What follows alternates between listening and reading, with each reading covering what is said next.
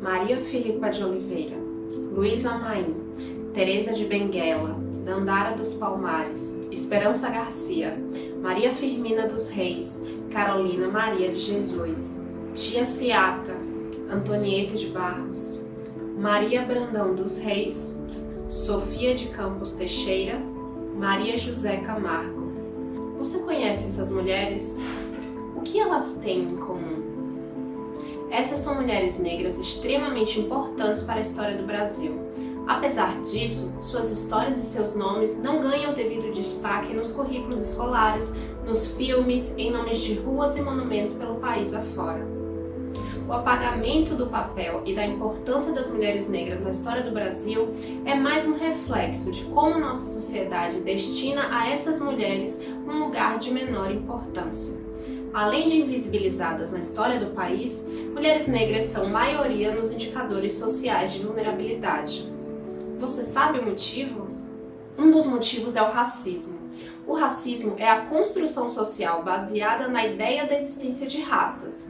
No passado, se inventou que a espécie humana estaria separada em raças que seriam diferentes em suas características fisionômicas, ou seja, cor da pele, formato da cabeça, cabelo, nariz, boca. E essas características determinariam diferenças intelectuais, culturais e morais.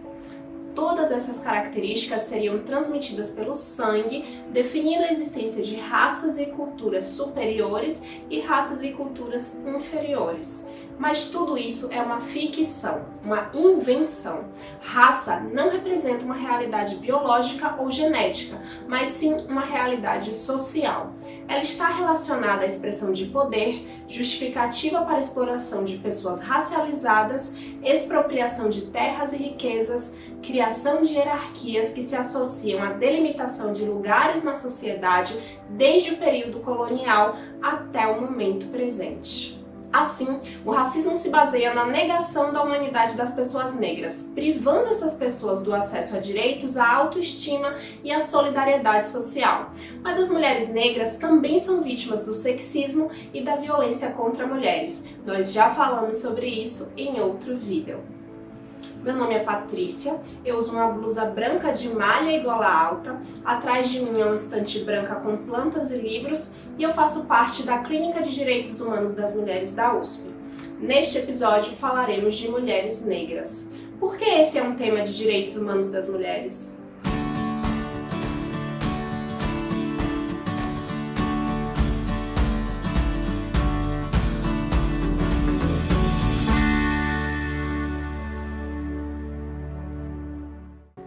A imagem das mulheres negras foi construída a partir da sua desumanização, hipersexualização e da consequente negação do seu papel enquanto sujeito político. Por isso, são justamente essas mulheres que enfrentam maiores desafios em relação à garantia e efetivação dos seus direitos. Os direitos humanos sempre tiveram como referência de sujeito o homem branco, sem deficiência e heterossexual. Esse lugar de sujeito detentor de direitos humanos foi disputado pelos movimentos sociais, como o movimento de mulheres e o movimento negro, alargando o lugar de quem era visto como pessoa que possuía dignidade e que, portanto, seria detentor ou detentora de direitos humanos. É importante nos perguntarmos: onde estão as mulheres negras quando falamos em direitos humanos? Observando a violência de gênero, mulheres negras são a maioria entre as vítimas de feminicídio, 66%, e também são maioria nas vítimas de violência sexual. Falando em indicadores sociais, mulheres negras são maioria entre as pessoas desempregadas e possuem 50% a mais de chance de serem dispensadas do trabalho. A maioria das mulheres negras mora em locais com menor acesso a esgotamento sanitário, coleta de lixo e serviços de água encanada. Portanto, essas mulheres estão mais expostas aos riscos ambientais decorrentes dessas condições sanitárias. Um exemplo disso é a epidemia de Zika vírus no Brasil. Números não oficiais apontam que 70% dos bebês com microcefalia são filhos de mulheres negras.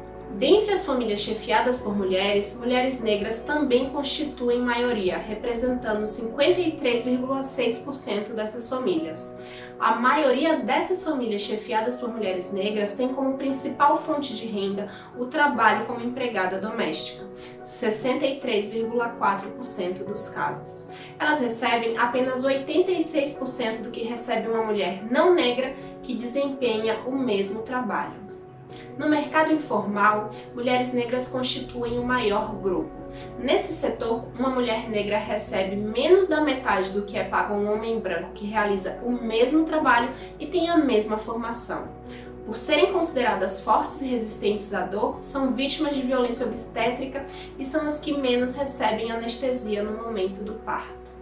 Você consegue lembrar quantas mulheres negras foram prefeitas da sua cidade, diretoras de grandes empresas, políticas influentes?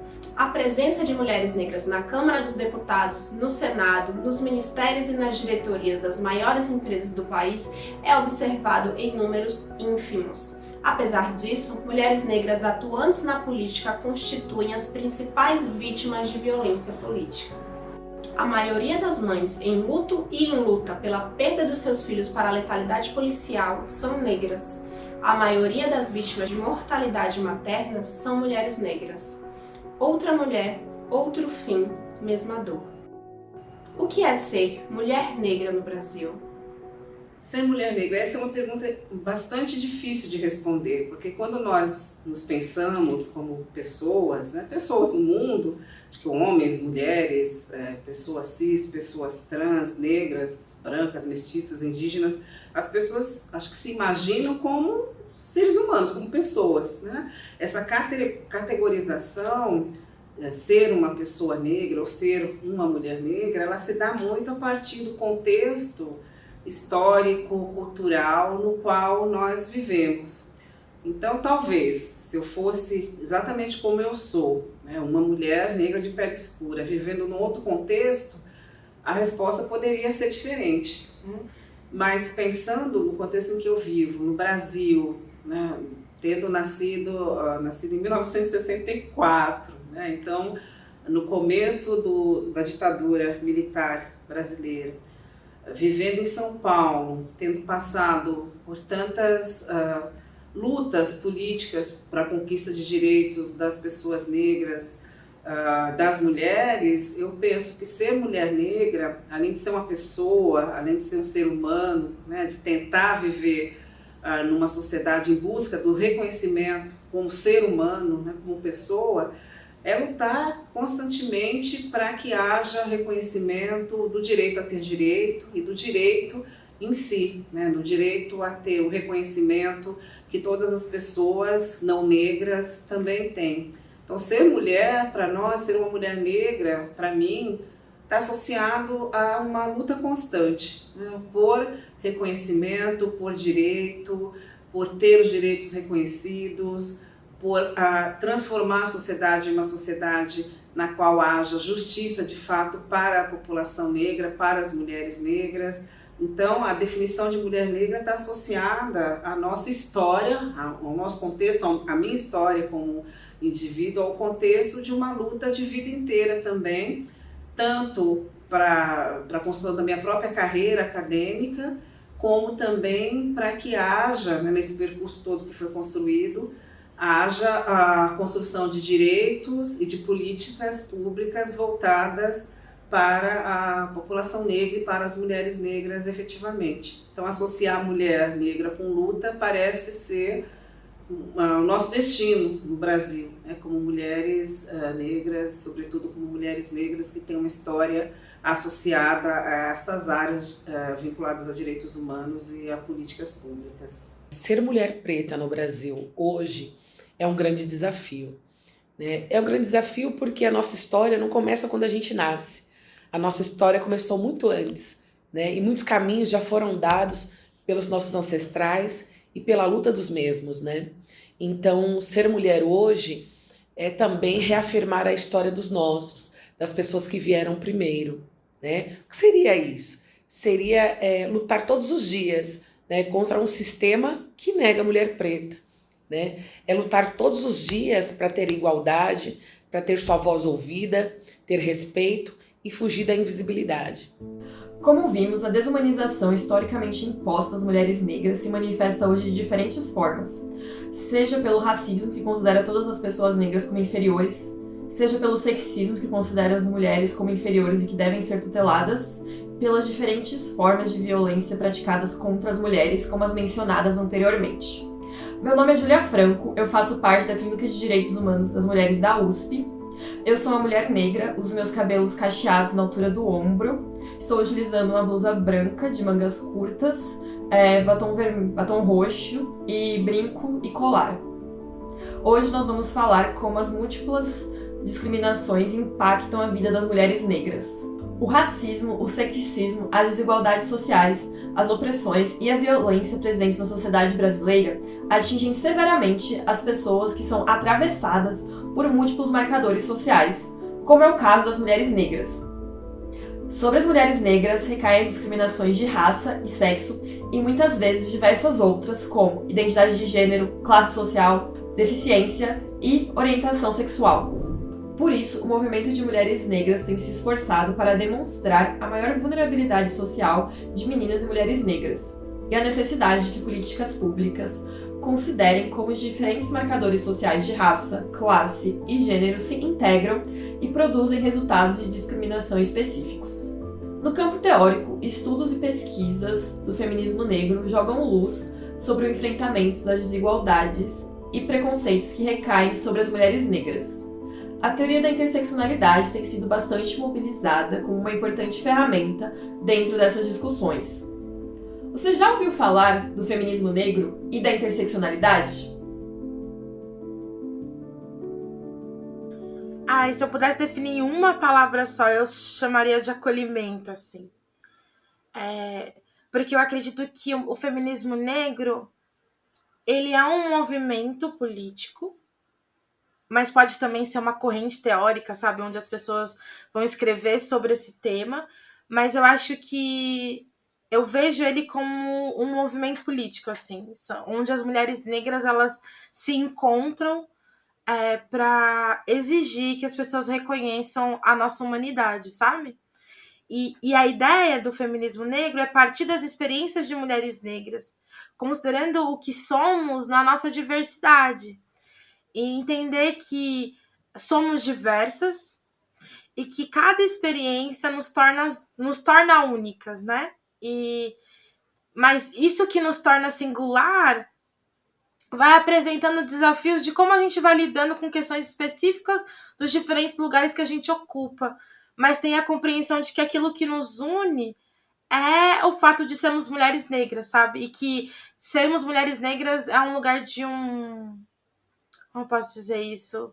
É um lugar muito singular da experiência de ser mulher e também é um lugar muito singular da experiência de ser negro.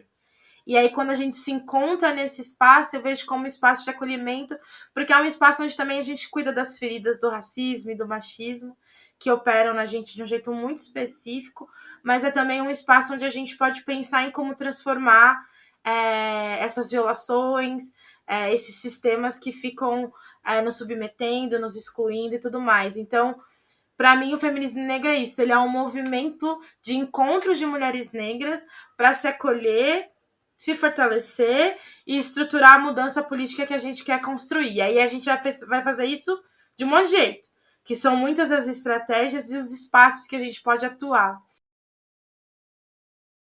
Interseccionalidade é um conceito, uma teoria que tem sido discutida agora por muitas pessoas de diferentes áreas. Então, nós podemos encontrar várias formas de pensar o que seja interseccionalidade, desde aquela produção inicial feita pelas feministas negras e lésbicas nos Estados Unidos, que depois foi incorporada na academia pela autora que as pessoas geralmente referenciam como sendo uma das autoras principais dessa discussão, que é a Kimberly Crenshaw, mas também, recentemente, a Patricia Hill Collins, que nós temos também a discussão feita já pelas feministas brasileiras. Novamente, eu faço questão de citar a Sueli Carneiro e a Lélia Gonzalez, que sempre trabalhavam com essa discussão, associando classe, gênero e raça, que são as discussões mais, digamos assim, mais comuns quando se fala na questão da interseccionalidade. Então, eu gosto de pensar a interseccionalidade a partir dessas autoras, né? Eu creio que elas apontem, principalmente a Patricia Hill Collins e também a Lélia Gonzalez, para questões que nos ajudam a compreender como os diferentes sistemas de poder eles caminham, né, esses interrelacionam e interligam, definindo formas de opressão, formas de violência sistemáticas que trabalham conjuntamente. Então, lendo a Collins, lendo também Sueli Carneiro, lendo a Lélia Gonzalez, de alguma forma, nós percebemos que quando falamos de mulheres negras, nós temos que pensar simultaneamente que essas mulheres estão numa intersecção das violências e das opressões relativas à raça, cor, a gênero também, e muitas vezes, a maioria das vezes, a questão de classe. Então, pensar a interseccionalidade é tentar compreender como os sistemas de poderes, o sistema de poder, eles atuam de modo a produzir essa desigualdade e essa opressão vinculada a essas três linhas, né, no caso, raça, classe e gênero, mas também compreender, principalmente a partir da teoria da Patricia Hill Collins, como a luta para transformar esse estado de coisas, né, mudar essa forma como o poder está articulado, se dá a partir da atuação política. O nome interseccionalidade nasce de uma metáfora ilustrada pelo cruzamento de múltiplas avenidas. Pense que você está parada em uma rua bem movimentada, em que é possível enxergar as encruzilhadas, em que as avenidas se cortam. Agora imagine que cada avenida dessa representa uma característica que marca a experiência individual de cada pessoa, seja raça, classe ou gênero. Os cruzamentos de avenidas são o que chamamos de intersecções, demonstram como cada pessoa não se constitui por essas avenidas em separado, mas pela forma como elas interagem, se cruzam e se complementam. A intersecção seria, portanto, o lugar ocupado pela mulher negra, onde mais de uma avenida se encontra, a avenida da raça, do gênero e diversas outras, como da deficiência e da classe social. O que significa estar no lugar onde diversas avenidas se cruzam? Se você está no ponto de cruzamento de várias avenidas, você está suscetível de ser atingida por diferentes fluxos. Uma hora pode ser atingida por todos, em outro momento por alguns, ou somente por um deles. É importante observar que quando falamos de interseccionalidade, não se trata de somar coisas separadas, mas de observar que as mulheres negras são afetadas por diferentes formas de opressão e violência associadas ao fato de serem mulheres, serem negras e às vezes também serem pessoas com deficiência, lésbicas, trans e pobres. Por isso, a interseccionalidade é importante ao demonstrar que essas discriminações não podem ser compreendidas ou combatidas usando somente uma lente, ou a lente da raça, ou da classe, ou do gênero. Temos que usar todas as lentes para conseguir ver com precisão os diferentes fluxos de opressão que atingem as mulheres negras. Eu creio que nós tenhamos discutido, já falado sobre algumas, mas eu penso, quando nós olhamos para as mulheres negras nas periferias, nós já estamos, e pensamos na realidade vividas por elas, nós já estamos lidando, observando essa intersecção entre esses diferentes marcadores. Então, são mulheres negras, são mulheres das periferias e são mulheres, né? E as demandas que elas trazem, muitas vezes, também vêm com essa marca das lutas, que são lutas que trazem a questão da classe, né, da pobreza, do que está associado, muitas vezes, a serem pessoas que carregam, né, a responsabilidade do cuidado de toda uma família, né, do trabalho muitas vezes não remunerado da forma adequada, né, do subemprego ou do trabalho que não é tratado, né, como um trabalho legitimamente reconhecido, com direito a registro, as garantias trabalhistas. Então tem a questão de classe, tem a questão da pobreza e a questão do racismo, exatamente por terem que enfrentar muitas vezes situações em que o fato de serem negras as impedem de ter acesso a bens, a serviços e ao trabalho, ao emprego mesmo, né? Então tem a discriminação racial na própria tentativa de encontrar trabalhos, mesmo nas regiões mais periféricas, que permitam a ela ter uma condição do cuidado, do autocuidado e do cuidado com as suas famílias. Que é isso, o lugar dessa intersecção das discriminações mais comum que a gente sabe é no trabalho. Então, por exemplo, quando você pensa numa mulher negra coordenadora que faz o mesmo trabalho que um homem branco coordenador, mas que ganha menos. Então, por que isso acontece? Porque a união das discriminações daquela mulher negra, ainda que coordenadora, nessas diferenças que eu falei para vocês, ela faz com que essa mulher negra ganhe menos do que esse homem branco. E isso é um sistema que legitima, sabe? As pessoas acham que isso é normal. A mulher negra tem que ganhar menos mesmo, independente se ela tem as mesmas competências e habilidades. Mas existem outros cruzamentos e outros exemplos. E eu gosto muito de um, que é quando a gente olha, por exemplo, para mulheres negras gordas, assim. Então, no histórico do que vocês já imaginaram de mulheres negras gordas, se a gente pensa em representações, por exemplo, em desenho animado, assim, tem um exemplo que eu gosto muito do Tom e Jerry, assim, quando tinha a dona do Tom, ela é uma mulher negra gorda, você percebe que ela é gorda e a cabeça dela não aparece no desenho animado.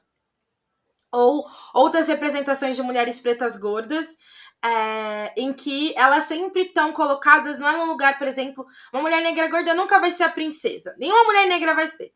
Mas, por exemplo, a única princesa da Disney que ainda era negra era uma mulher magra. Mas essa princesa da Disney negra, ela era trabalhadora. Ela não era só uma princesa que eu acordei aqui, princesa, filha de rei. E, não, ela passa o desenho inteiro correndo atrás de um sapo, que era príncipe, que tem que descobrir o amor para ela poder virar princesa, sabe? Então, essas intersecções que vão construindo essas imagens que são exclusivas e, infelizmente, excludentes e depreciativas de pessoas pretas. Então, por exemplo, quando a gente pensa na intersecção do corpo de uma mulher negra, ela também vai ocupar lugares diferentes. No caso das mulheres negras gordas, tem esse lugar de empregada, esse lugar de uma pessoa que não é objeto do desejo do outro, do afeto do outro, uma pessoa que não tem história. Então, por exemplo, quando a gente pensa em empregadas domésticas na TV, ou nas histórias. Então, a intersecção do tipo de corpo que ela tem, do fato dela ser mulher e do fato dela ser negra, faz muitas vezes faz com que ela seja uma personagem que não tem história. Então, é aquela pessoa que participa da história dos personagens principais. Então, ela aparece, fala alguma coisa e sai. Então, você não sabe se ela tem filho, você não sabe quais são os dilemas que ela tem. E mesmo quando você pensa em protagonistas negras, elas, infelizmente, acabam tendo que assumir o mais perto do que é possível para essas pessoas desse padrão que eu comentei no início. Porque ainda assim essas mulheres negras também são vítimas de exclusão. Então não é hierarquizar quem sofre mais ou quem sofre menos, mas é para mostrar outras possibilidades de cruzamento dessas discriminações e como elas vão colocando a gente em lugares diferentes, mas lugares muito ruins para todo mundo, sabe? Como vimos nesse vídeo, a discriminação imposta às mulheres negras se fundamenta na negação da sua humanidade. Assim, quando falamos em direitos humanos das mulheres negras, precisamos pensar de forma simultânea e articulada os diferentes sistemas de opressão e como eles se retroalimentam. A resistência e agenda política das mulheres negras perpassa pela reafirmação da sua humanidade e tem como objetivo a construção de novos marcos civilizatórios. Quando os direitos das mulheres negras forem assegurados e efetivados, estaremos de fato em uma sociedade verdadeiramente igualitária e justa.